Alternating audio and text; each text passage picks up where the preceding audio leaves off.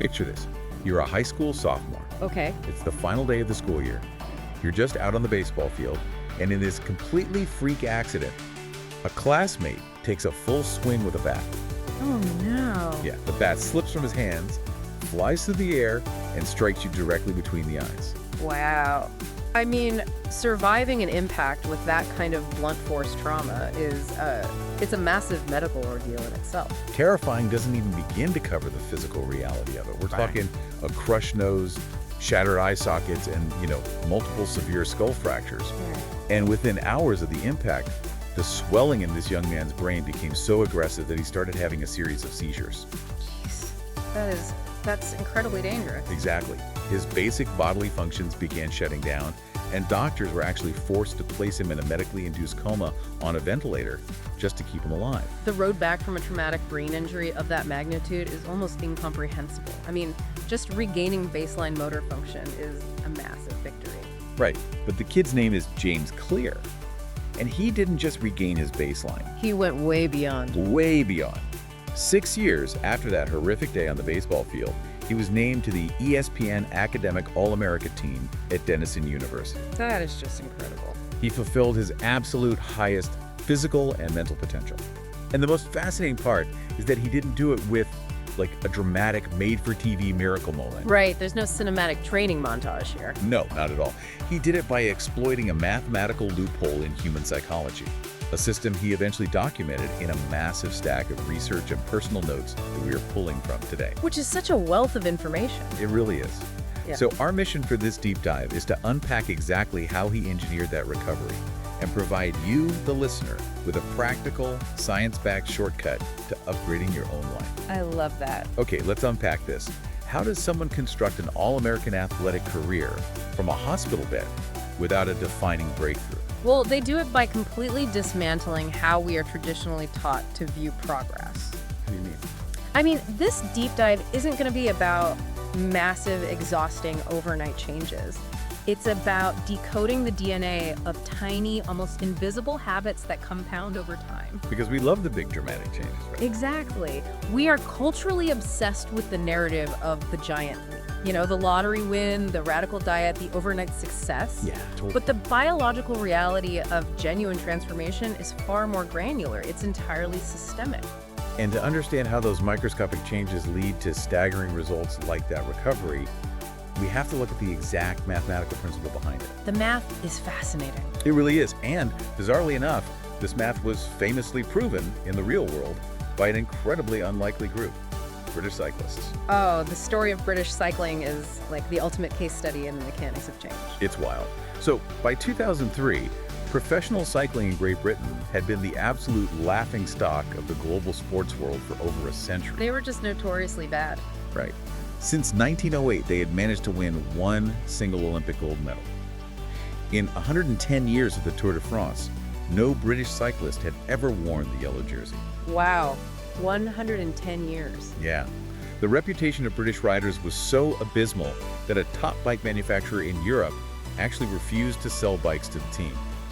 Wait, seriously? Seriously. The executives legitimately thought it would hurt their brand if other cycling professionals saw the Brits using their gear. That is brutal. And, that kind of reputational damage usually prompts a massive overhaul. Right, like firing the whole coaching staff. Exactly. You'd expect a new administration to come in, fire everyone, and start from scratch. But a new performance director named Dave Brailsford took the exact opposite approach. Yeah, Brailsford brings in this guiding philosophy called the aggregation of marginal gains. Marginal gains. Right. He didn't try to invent a new way to ride a bicycle. He simply looked for a 1% improvement in every conceivable area related to riding. He isolated every single variable that goes into competing and then optimized it by the smallest measurable metric. Yeah, so the obvious stuff was addressed first, right? Yeah. Redesigning bike seats for aerodynamics, testing different fabrics in a wind tunnel to find lighter indoor racing suits. Standard performance stuff. Exactly. But then Brailsford pushed this philosophy to the absolute extreme. Right, didn't they rubbed surgical alcohol on the bike tires? Right? Yes. To get a slightly better grip on the track, they hooked riders up to biofeedback sensors and tested various massage gels to see which specific ointment yielded the fastest muscle recovery. That's intense. It gets better.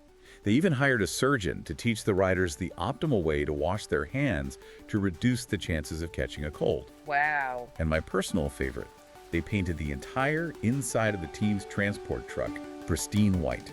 Which sounds completely unrelated to athletic performance. Totally unrelated. But a pristine white truck allows mechanics to spot little bits of ambient dust that would normally blend into the background. Oh. Yeah, because if that dust gets into the finely tuned gears of a racing bike, it degrades the mechanical efficiency by like a fraction of a percent. By eliminating the dust, they preserve that fraction. 1% tweaks across the board. And the compounding outcome is just staggering. It's hard to even wrap your head around. Just 5 years after Brailsford took over at the 2008 Olympics in Beijing, the British team won an astounding 60% of the available track cycling gold medals. That is insane. By 2012, they were setting multiple world records, and they went on to win 5 Tour de France victories in a 6-year window. See, it completely validates the underlying math of habit compounding. Right. If you get just 1% better every day for 1 year, you don't just get 365% better. Because it compounds. Exactly. Because that daily improvement builds on the improvement from the day before, you end up 37 times better than when you started. It's 1.01 to the power of 365. 37 times better. A completely different stratosphere of performance, entirely driven by fractions.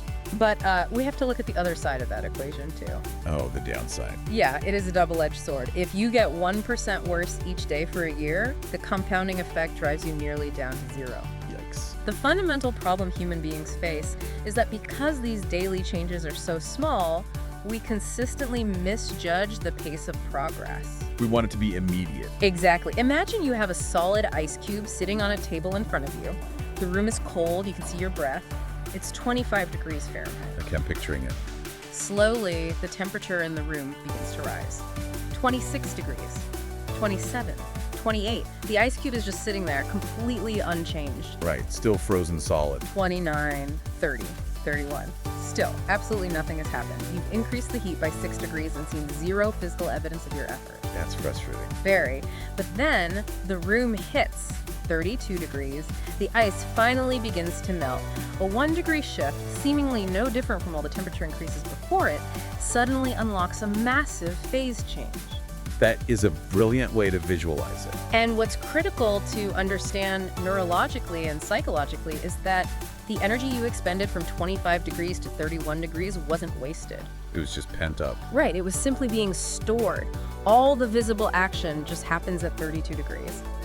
This perfectly explains a phenomenon called the Valley of Disappointment. Ah, the Valley of Disappointment. Yeah, people put in the work at the gym, they study a new language for a week, they don't see a tangible result, and they quit.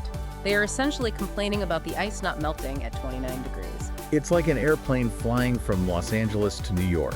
Yeah. If the pilot adjusts the heading just 3.5 degrees south at takeoff, you sitting in the cabin wouldn't even notice the nose of the plane move. Not at all. But that tiny microscopic shift at the beginning of the journey, magnified across the entire distance of the United States, means you end up landing in Washington, D.C. instead of New York.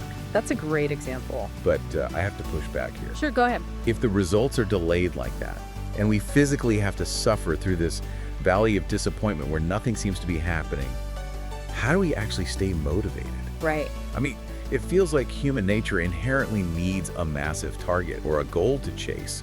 Otherwise, we just throw our hands up and give up. You're absolutely right to push back on that because our brains are, well, they're evolutionarily wired for immediate gratification. Exactly. A goal feels like a necessary anchor to justify the suffering. But because we misjudge the pace of progress and get stuck in that valley, fixating on our goals is actually the core obstacle to success. Wait, what? Yeah, we're using the wrong metric. Setting the goal is the obstacle. That goes against almost every productivity seminar out there. I know, but think about the underlying logic. Winners and losers have the exact same goal. Oh. Right? Every single Olympian stepping onto the track wants to win the gold medal.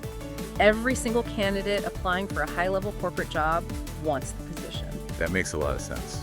If successful and unsuccessful people share the exact same desired outcome, then the goal itself cannot be the variable that differentiates the winners from the losers. So, like, the British cyclists always wanted to win the Tour de France. The goal of winning never changed for over a century, only their daily methodology changed. Precisely.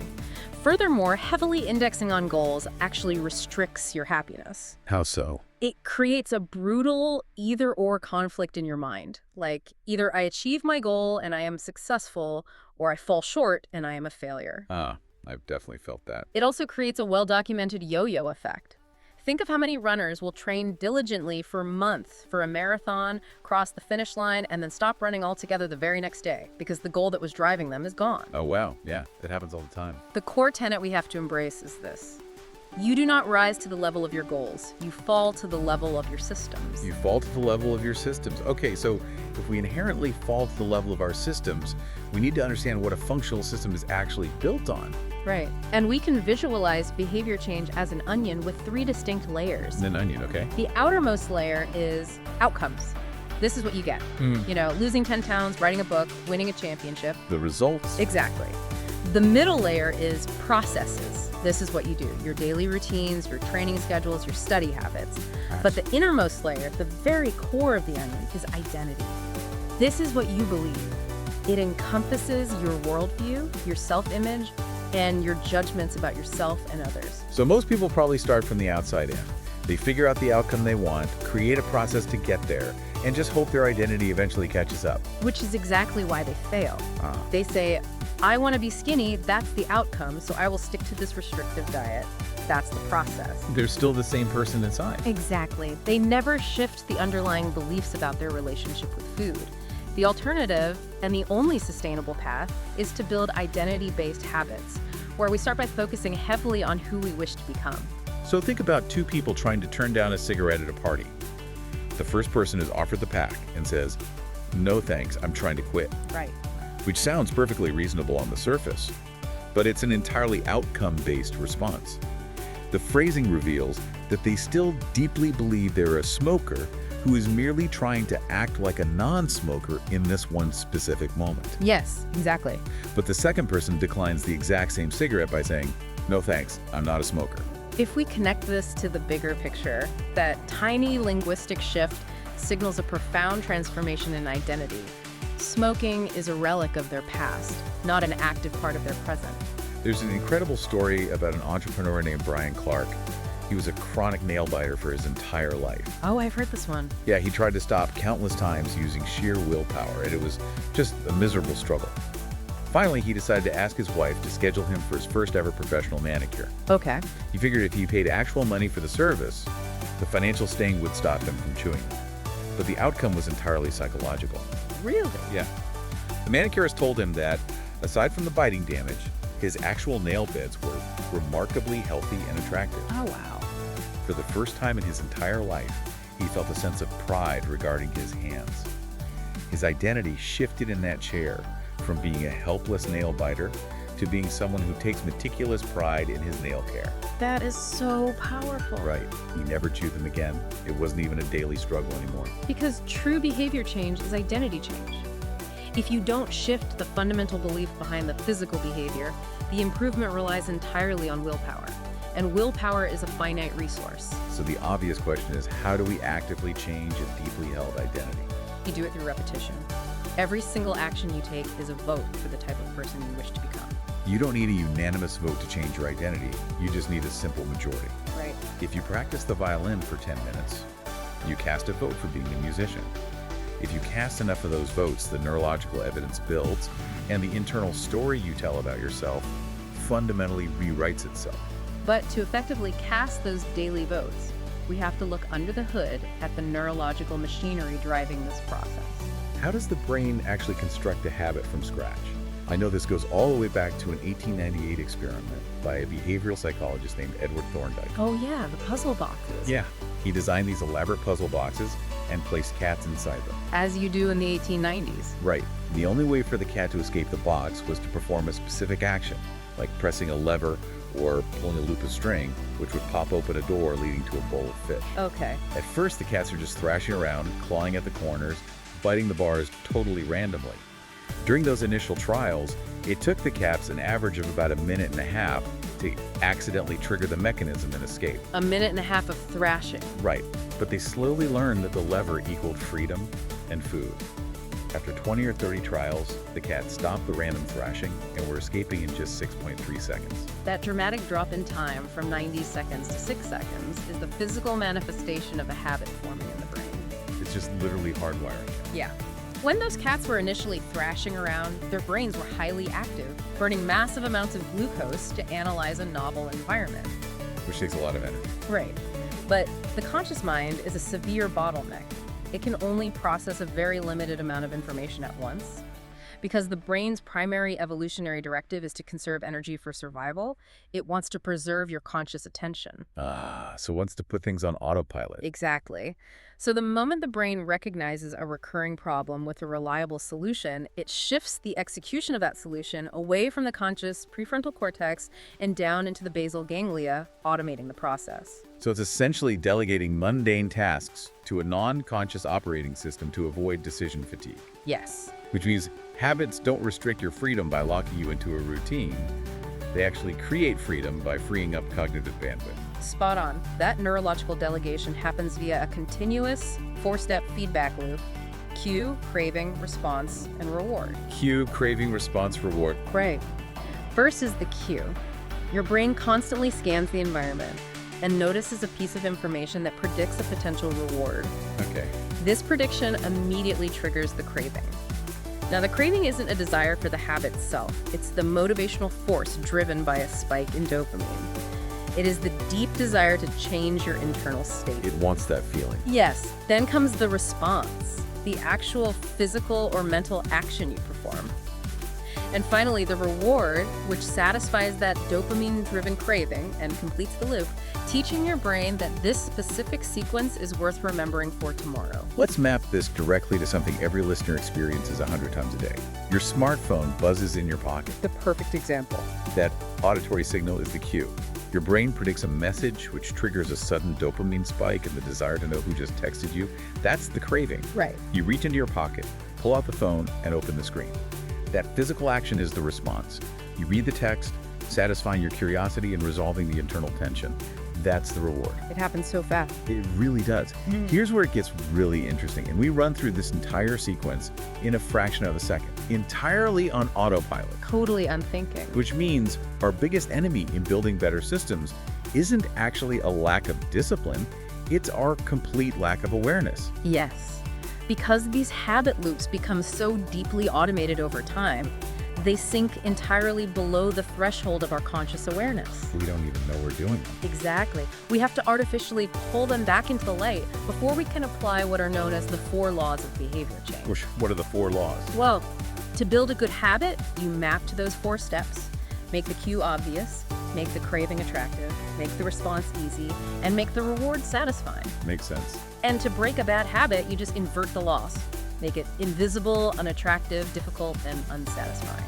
But you can't invert a bad habit if you don't even realize you're doing it. No, you can't. And that non-conscious autopilot can be genuinely dangerous. There are stories of retail clerks whose specific job was to cut up empty gift cards at the register. Oh no, I know where this is going. One day, a customer hands over their actual credit card to pay for an item, and the clerk, running purely on a non-conscious habit loop, swipes the card, picks up a pair of scissors, and confidently cuts the customer's active credit card right in half. Oh my goodness. Or consider the former swimming pool lifeguard who transitioned to a corporate office job, but would occasionally scream walk at children running through the lobby. That's hilarious, but yeah, it shows how deep the programming goes. Exactly. But we shouldn't view that non-conscious pattern recognition as a flaw. It's the exact same evolutionary mechanism that saves lives. True. Consider the medical instinct of a paramedic who arrived at a chaotic family gathering, took one passing glance at her father-in-law sitting in a chair, and immediately knew he was experiencing a major heart attack. Even though the father-in-law insisted he felt perfectly fine and just had a bit of indigestion. Right. What the paramedic didn't consciously realize she was observing was a microscopic change in the distribution of blood in his face. What? Yeah. When major cardiac arteries become obstructed, the body goes into survival mode and pulls blood away from the surface of the skin to protect vital organs. And she just saw that instantly. After years of treating heart failure patients, her basal ganglia had non-consciously cataloged that specific visual cue. Her brain recognized the pattern and triggered the alarm before her conscious mind could even process the visual data. So the brain is just this highly advanced prediction machine. But to take control of the habits that aren't serving us, we have to force the non-conscious back into the conscious realm. Yes, we have to wake up. There is a fascinating safety system from the Japanese railway network that acts as the perfect blueprint for this. Oh, it's known as the pointing and calling system. Yes, if you ever ride a commuter train in Tokyo, you'll see the conductors physically pointing at objects and calling out their operational status aloud. Right, they will point directly at a track signal and literally say out loud, "Signal is green." Exactly. They point at the speedometer panel and call out the exact speed of the train. To an outside observer, it looks almost theatrical. Yeah, a little bit exaggerated. But that simple, physical act of verbalizing their actions reduces workplace errors by a staggering 85%. By engaging the eyes, the hands, the mouth, and the ears simultaneously, the system forces the brain out of the automated basal ganglia and demands conscious attention from the prefrontal cortex. That is so smart. You can translate this Japanese railway system directly into your own life using a tool called the Habits Scorecard. The Habits Scorecard. So if awareness is the goal, I imagine you have to literally audit your day, almost like a financial ledger for your daily actions. That's a great way to frame it. You simply sit down with a piece of paper and write out an exhaustive list of your typical morning behaviors in chronological order. Like wake up, turn off the alarm, check your phone, go to the bathroom. Brush your teeth, take a shower, brew coffee, exactly. Then you rate each behavior. You place a plus sign next to a good habit, a minus sign next to a bad habit, and an equal sign next to a neutral habit. Okay, simple enough. Good habits are defined as those that cast a positive vote for your desired identity. Bad habits cast a vote against it. But what happens when you look at that ledger and realize it's completely filled with minus signs? Oh, it happens. Like you're hitting snooze 3 times, scrolling social media before getting out of bed, eating sugar for breakfast. Do you immediately try to overhaul all the bad scores? No, and this is a critical distinction. At this initial stage, the goal is purely observation without judgment. You aren't trying to fix the ledger yet. Just becoming aware. You are just acknowledging the reality of your systems. If you find yourself non-consciously slipping into those bad habits, apply your own version of pointing and calling. Really? Wait, speaking out loud to myself. Literally speak your bad actions out loud.